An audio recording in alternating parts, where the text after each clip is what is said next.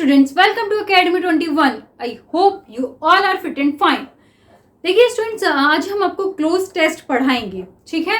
तो ये काफ़ी इंपॉर्टेंट होते हैं क्योंकि एग्जाम में आते ही आते हैं और ये हमारे 10 मार्क्स के आते हैं या ठीक है, तो इसको अच्छे से आना बहुत ज़रूरी है। तो आज हम आपको इसका बिना हिंदी में अर्थ निकाले शॉर्ट ट्रिक से सॉल्व करना सिखाएंगे, ओके। क्योंकि देखिए एग्जाम में हमारे पास इतना टाइम तो होता नहीं कि हम पहले इसकी हिंदी निकालें फिर हम इसको सॉल्व करें, है ना। तो इसलिए हमें क्या करना है, हमें पहले हमें इसमें शॉर्ट ट्रिक्स के अकॉर्डिंग इसको सॉल्व करना है। तो स्टूडेंट्स वीडियो को बहुत ही ध्यान से देखिएगा क्योंकि यहाँ पर मैं आपको केवल एक वर्ड से समझने के लिए इसमें आपको बताऊंगी, ठीक है ना, कि हम हर सेंटेंस में एक वर्ड से हम किस तरह से समझ के इसका आंसर फाइंड कर सकते हैं, ओके। तो ध्यान से देखिएगा स्टूडेंट्स वीडियो को। तो आइए स्टार्ट करते हैं। देखिए यहाँ पर मैंने एक पैराग्राफ लिखा हुआ है, इसी तरह से आपके एग्जाम में पैराग्राफ आएगा और उसके लिए जैसे कि यहाँ पे आप देख रहे होंगे कि मैंने हर एक डैश में नंबर डाला हुआ है, नंबर 1, नंबर 2, नंबर 3, नंबर 4, ठीक है। तो हर एक नंबर के लिए जैसे कि यहाँ पे नंबर 1 है तो यहाँ के लिए यानी ना हमारे फर्स्ट ब्लैंक के लिए हमें 4 ऑप्शन दिए गए होते हैं। एग्जाम में भी इसी तरह से हमें 4 ऑप्शन दिए गए होते हैं और उसमें से हमें एक आंसर फाइंड करना होता है, ठीक है। तो यहाँ पे जैसे कि हमारे पास 4 ऑप्शन होते हैं तो उसमें बहुत कंफ्यूज हो जाते हैं कि इसमें हमारा कौन सा आंसर होगा। तो वही मैं आपको शॉर्ट में आंसर फाइंड करना बताऊंगी, ओके। तो आइए देखिए, सबसे पहले मैं आपको इसको रीड करते चलते हैं हम साथ में, उसी के साथ साथ मैं आपको इसका आंसर भी बताती जाती हूँ। ध्यान से सुनिएगा, ठीक है। देखिए, one of the major causes of the failure of dash countries, ठीक है। यहां तक आप समझ गए। देखिए कंट्रीज यानी कि देश की बात हो रही है, ठीक। अब दूसरी चीज देखिए इसमें बहुत इंपॉर्टेंट, आप देख रहे हैं कि इस डैश से पहले हमारा ऑफ आ रहा है, ठीक है। ऑफ क्या है? एक प्रपोजिशन है। तो स्टूडेंट्स देखिए, जब भी किसी प्रपोजिशन के बाद में अगर मेन वर्ब का यूज होता है तो उस मेन वर्ब का यूज आईएनजी फॉर्म में होता है। किस में होता है? आईएनजी फॉर्म में, ओके। तो अब देखिए हमारा जो ये ऑप्शन यहाँ पे क्या है, 1 नंबर डाला हुआ है। तो आइए अब हम देखिए 1 के आंसर्स देखते हैं। तो देखिए हमारे पास यहाँ पे 4 ऑप्शन दिए गए हैं। अब आपको एक चीज तो क्लियर होगी ना कि यहाँ पे ऑफ आ गया तो यहाँ पे क्या आएगा, हमारा आईएनजी फॉर्म आएगा, ठीक। तो अब आप इस ऑप्शन में देखिए यहाँ पे हमारा आईएनजी फॉर्म नहीं दिया गया यानी ये ऑप्शन भी हमारा रॉन्ग होगी। यहाँ पे आईएनजी दिया गया तो ये आंसर हमारा हो सकता है। यहाँ पे आईएनजी नहीं दिया गया तो ये ऑप्शन भी हमारा रॉन्ग और यहाँ पे आईएनजी दिया गया है यानी कि ये भी हो सकता है। ये इसका मतलब क्या होगा? देखिए हमारे सबसे पहले तो हमने यहाँ से 2 ऑप्शन खत्म कर दिए। हमें यही करना होता है, सबसे पहले हमें 2 ऑप्शन खत्म करने होते हैं और फिर जो हमारे पास 2 बचते हैं उसमें से हमें आंसर फाइंड करने में ईजी रहता है, ओके। तो अब देखिए यहाँ पे क्या बचा हमारे पास, एक तो डेवलपिंग और दूसरा एडवांसिंग, ठीक। अगर आप यहाँ पे देखिए इसका अगर समझेंगे, सेंस निकालेंगे तो जब देश की बात हो रही है तो यहाँ पर हमारे विकसित देशों की बात हो रही है। किसकी? विकसित देश, ठीक। और विकसित देश के लिए हम डेवलपिंग कंट्रीज का यूज करते हैं। किसका यूज करते हैं?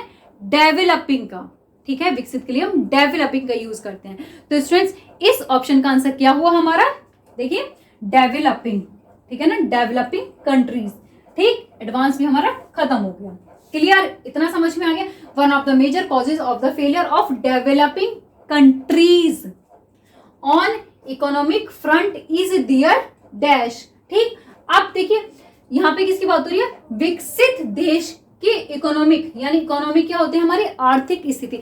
जब किसी देश की आर्थिक स्थिति में कमी की बात हो रही है ना, क्योंकि फेलर कमी, failure of developing countries on economic, है ना, समझ के। तो जब हमारे विकसित देश के इकोनॉमिक में कमी की बात होती है तो उस कमी के लिए हम इनएबिलिटी का यूज करते हैं। किसका यूज करते हैं? इनएबिलिटी। क्लियर? इसको याद रखिएगा। तो हमारे इस ऑप्शन का आंसर क्या हुआ? Option A, inability, okay. तो यहाँ पे क्या गया हमारा? Inability to evolve a judicious mixture of dash substitution and export, ठीक। अब यहाँ पे देखिए आप देख रहे हैं यहाँ पे हमारा एक्सपोर्ट आ रहा है और एक्सपोर्ट से पहले एंड आ रहा है। तो देखिए जब हमारा एक्सपोर्ट से पहले एंड आता है, या हम कहें कि अगर एंड के बाद हमारा एक्सपोर्ट आता है तो एंड से पहले हमारा इंपोर्ट आएगा, क्योंकि इंपोर्ट एंड एक्सपोर्ट का यूज एक साथ होता है। क्लियर? अगर कहीं इंपोर्ट है तो उसके साथ में एक्सपोर्ट आएगा, एक्सपोर्ट है तो उसके साथ में इंपोर्ट आएगा ही आएगा। क्लियर? कब? जब एंड से जुड़े हुए हों, ठीक है ना। अब देखिए यहाँ पे एंड के बाद एक्सपोर्ट है तो एंड से पहले क्या आएगा? इंपोर्ट, है ना। तो देखिए यह हमारा क्वेश्चन 3। अब देखिए 3 में देखिए हमारा ये रहा इंपोर्ट, ऑप्शन डी। तो इसका आंसर क्या हुआ? इंपोर्ट, ठीक है ना। Import, substitution and export promotion, full stop. इतना समझ में आ गया। अब आगे देखिए, जाम्बिया। जाम्बिया क्या है? ये एक देश का नाम है जाम्बिया, ठीक है। Zambia which dash on imports after it's independence, ठीक है, यानी कि अपनी उसकी आजादी के बाद जो है वो इंपोर्ट्स पर निर्भर की बात हो रही है, ठीक है ना, जो कि अपनी आजादी के बाद इंपोर्ट्स पर ही निर्भर थी, निर्भर के लिए। अब देखिए क्या होता है यहाँ पे, देखिए इंपोर्ट्स पर किसी देश के निर्भर होने के लिए हम बैंक्ड का यूज करते हैं, ठीक है। अब देखिए इजी आपको मैं ट्रिक बता देती हूँ। यहाँ पे देखिए जैसे कि हमारे पास 4 ऑप्शन दिए गए हैं, expected, traded, banked and carried, but यहाँ पे देखिए जो भी है उसके बाद में हमारा ऑन आएगा, ये आपको ध्यान रखना है, ठीक है, ऑन। और ऑन देखिए हमारा एक्सपेक्टेड के बाद ऑन नहीं आता है ना, और ट्रेडेड के बाद भी ऑन नहीं आता है, ये ध्यान रखना है आपको, ठीक। देखिए बैंक्ड के बाद ऑन आता है और कैरिड के बाद भी ऑन आता है, यानी कि यहाँ से भी हमारे देखिए 2 ऑप्शन खत्म हो गए, बचे हमारे पास केवल 2 ऑप्शन, ठीक। अब कैरी का मतलब होता है ले जाना। अब यहाँ पे देखिए, यहाँ पे ले जाने की बात तो नहीं होगी ना, इंपोर्ट को ले जाने की बात तो नहीं हो रही है, ठीक है। तो यहाँ पे किसकी बात हो रही है? निर्भर होने की। तो यहाँ पे क्या आएगा? बैंक्ड, बैंक्ड ऑन, कैरिड भी खत्म, ठीक। तो क्या हुआ? Zambia which banked on imports after it's independence 20 years अगो। यहाँ पे क्या आएगा? अगो। क्यों? क्योंकि देखिए यहाँ पे क्या आ रहा है हमारा बैंक्ड, और बैंक्ड क्या है? ये सिंपल पास्ट वर्ब है, ईडी लगा हुआ है बैंक पे, तो ये क्या हमारा सिंपल पास्ट वर्ब है, और सिंपल पास्ट टेंस में एगो का यूज होता है। किसका यूज होता है? एगो का, ठीक है। तो यहाँ पे देखिए हमारा लेटर है, लेटर भी नहीं आएगा, तो इसमें क्या आएगा? एगो। क्यों? क्योंकि यहाँ पे हमारा क्या आ रहा था? सिंपल पास्ट, ये था ना ईडी लगा हुआ है, तो ये क्या हो गया हमारा? Simple past. क्लियर? इसी तरह से आपको छोटी छोटी जो वर्ड्स हैं उनको ध्यान में रखते हुए इसका आंसर फाइंड करना है। तो देखिए अभी मैं आपको यहाँ 5 तक आंसर समझा चुकी हूँ, अब आप जल्दी इसको नोट कर लीजिए, उसके बाद मैं आपको ये बचे हुए 5 आंसर भी समझाती हूँ, तो जल्दी से नोट कीजिए।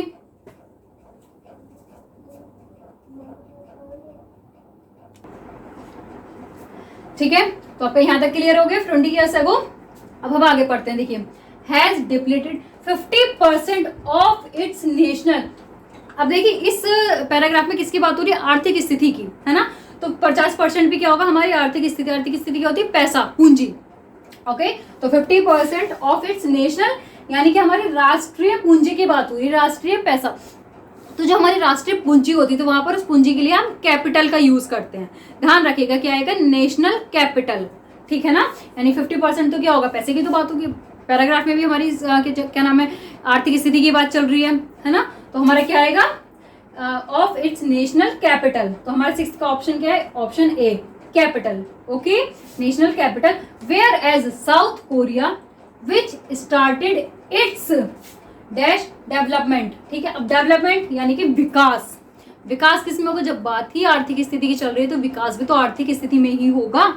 तो जो विकास होता है आर्थिक स्थिति में उसको इसके लिए हम यूज करते हैं इकोनॉमिक डेवलपमेंट। क्या यूज करते हैं? इकोनॉमिक डेवलपमेंट, ठीक। डेवलपमेंट यहाँ दे रखा है तो यहाँ पे क्या आएगा हमारा? इकोनॉमिक, ठीक। क्या हो गया? Economic development from a war, यानी वॉर क्या होता है? युद्ध। युद्ध से हमेशा जब भी युद्ध हुआ है तो चीजें खराब ही हुई हैं, बर्बाद ही हुई हैं। तो बर्बाद होने के लिए आता है हमारा रिवेज्ड इन। क्या आता है? रिवेज्ड इन। अब आइए हम आगे पढ़ते हैं। कहाँ थे हम? From a war. देखिए रिवेज्ड आ गया ना, रिवेज्ड स्टेटस। अब इन नहीं दे रखा था यहाँ पे रिवेज्ड के साथ में, तो यहाँ पे क्या जाएगा हमारा? इन। रिवेज्ड स्टेटस इन, ध्यान रखना है, रिवेज्ड इन, इसको याद कर लीजिएगा, ठीक। तो हमारा कौन सा है? Question number 8। तो 8 में हमारा ये आ गया इन। ओके, क्या हो गया हमारा? ये revised status in the 50s by equalising. देखिए इक्वलाइजिंग के साथ में हमारा प्रपोजिशन विद का यूज होता है, ये आपको याद रखना है, इक्वलाइजिंग विद, ठीक। इक्वलाइजिंग हाई एक्सपर्ट्स विद, यहाँ पे भी क्या आ जाएगा? विद। जो हमारा क्वेश्चन 9 है इसमें क्या आ गया हमारा? इसका आंसर क्या हो गया? विद। याद रखना है इक्वलाइजिंग विद, ठीक है। Equalising high exports with high imports comma is one of the. एक चीज और, जहां भी आपको वन ऑफ द लिखा हुआ मिले तो आप बस माइंड में ये सेट कर लीजिए कि वन ऑफ द के साथ में सुपरलेटिव डिग्री का यूज होता है। और सुपरलेटिव डिग्री क्या होती है? जहां पर EST लगा हुआ होता है, ठीक। तो वन ऑफ द के साथ में क्या होता है? सुपरलेटिव डिग्री का यूज। तो आइए अब हम देखते हैं यहाँ पे कहाँ है हमारा? ये रही सुपरलेटिव डिग्री, इसके अलावा कहीं नहीं है। तो आंख बंद करके इसका आंसर क्या हुआ? रिचेस्ट, ठीक है ना। One is one of the richest Nations today, full stop. Okay, clear हो गया ये पैराग्राफ। अब मैं आपको इस पैराग्राफ को ऊपर से पूरा पढ़ के बता देती हूँ विद आंसर, और ध्यान से देखिएगा, अगर कहीं आपको कोई डाउट है तो वो आपको क्लियर हो जाएगा। ठीक, ध्यान से देखिएगा। One of the major causes of the failure of developing countries on economic front is their inability to evolve a judicious mixture of import substitution and export promotion, full stop. Zambia, which banged on imports after its independence 20 years ago, has depleted 50% of its national capital, whereas South Korea, which started its economic development from a war-ravaged status in the 50s by equalizing high exports with high imports, is one of the richest nations today. Full stop. Clear? अगर अच्छे से समझ में तो आप जल्दी से ये क्वेश्चंस भी नोट कर लीजिए। उसके बाद में, अभी तो मैंने आपको थोड़ा सा डिटेल में बताया, उसके बाद में मैं आपको शॉर्ट में लिख कर बता दूंगी कि आप इसको किस तरह से लर्न कर सकते हैं। ओके, तो जल्दी से नोट कर लीजिए।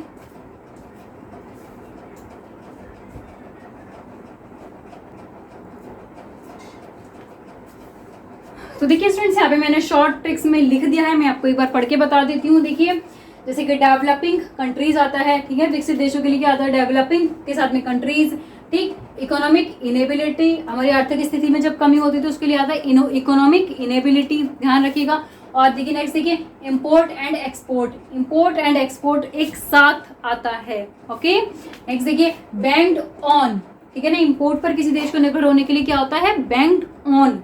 क्लियर? ऐसे ही नेक्स्ट देखिए, अगर कहीं पर सिंपल पास्ट टेंस है, ठीक है, सेंटेंस में सिंपल पास्ट टेंस, कोई सेंटेंस यानी जो हमारा सेंटेंस है वो सिंपल पास्ट टेंस का पार्ट है, और उसमें अगर हम कुछ पहले की बात करते हैं तो उस पहले के लिए हमारे क्या आता है, एगो का यूज किया जाता है। ठीक, ऐसे ही नेक्स्ट देखिए नेशनल कैपिटल, जब हमारी राष्ट्रीय पूंजी की, राष्ट्रीय पैसे की अगर हम बात करते हैं तो उसको हम बोलते हैं, राष्ट्रीय पैसे को नेशनल कैपिटल यानी राष्ट्रीय पूंजी। ओके, इन चीजों का ध्यान रखिएगा। नेक्स्ट देखिए, जब आर्थिक स्थिति जो होती है जब वो सुधरती है, उसमें विकास होता है, तो उसको हम बोलते हैं इकोनॉमिक डेवलपमेंट। क्या बोलते हैं हम उसको, इकोनॉमिक डेवलपमेंट। ठीक, ऐसे ही नेक्स्ट देखिए, नेक्स्ट हमारा रेवेज्ड इन, बर्बाद होने के लिए आता है रेवेज्ड इन, रेवेज्ड के साथ में इन आएगा, ये ध्यान रखिएगा। नेक्स्ट देखिए इक्वलाइजिंग विद, ठीक, इक्वलाइजिंग जहां भी होगा तो इक्वलाइजिंग के साथ में हमारा विद का यूज होता है। विद क्या है, प्रपोजिशन है, तो इक्वलाइजिंग विद। ओके, नेक्स्ट देखिए, नेक्स्ट हमारा वन ऑफ द। ठीक, अब देखिए जहां भी आपको किसी भी सेंटेंस में अगर वन ऑफ द आपको लिखा हुआ मिलता है तो वन ऑफ द हमारा हमेशा ही सुपरलेटिव डिग्री के साथ यूज होता है, तो वन ऑफ द के बाद में क्या आता है, सुपरलेटिव डिग्री। क्लियर? आगे समझ में तो आप जल्द इसको ना नोट कर लीजिएगा। ठीक है, तो हमारा जो क्लोज टेस्ट था ये कंप्लीट होता है। ये हमारा एसपी बख्शी की बुक में जो इंपॉर्टेंट क्लोज टेस्ट है वो हम आपको कराएंगे, तो इन सभी को आप ध्यान से देखिएगा, ध्यान से समझिएगा और इनको आप लर्न कर लीजिएगा। ये मैंने लास्ट में इसलिए दिए हैं क्योंकि जरूरी नहीं है कि हमारे इसी पैसेज में है, इस तरह के हमारे जो सेंटेंसेस है वो हमारे और पैसेजेस में भी आ सकते हैं। ठीक, ये जो वर्ड्स हमारे और पैसेजेस में भी यूज हो सकते हैं, इसलिए आप इनको अच्छे से लर्न कर लीजिएगा, जिससे कि अगर आपको लर्न होंगे तो आप पैसेज को एग्जाम में इजिली सॉल्व कर सकते हैं। तो आज के लिए बस इतना ही। अगर आपको हमारी आज की वीडियो अच्छी लगी हो, आज का क्लोज टेस्ट अगर आपको समझ में आया हो, तो आप हमारी वीडियो को लाइक एंड शेयर जरूर कीजिएगा, और अगर आप अभी हमारे चैनल पर नहीं हैं तो हमारे चैनल को सब्सक्राइब कर दीजिएगा। ओके, तो आज के लिए बस इतना ही। अगर आपको हमारी आज की वीडियो अच्छी लगी हो, लाइक एंड शेयर जरूर कीजिएगा, और अगर आपको इसमें कुछ भी समझ नहीं आया है तो आप हमसे कमेंट करके पूछ सकते हैं, और नेक्स्ट पैसेज हम आपको अपनी नेक्स्ट वीडियो में समझेंगे। तब तक के लिए थैंक यू।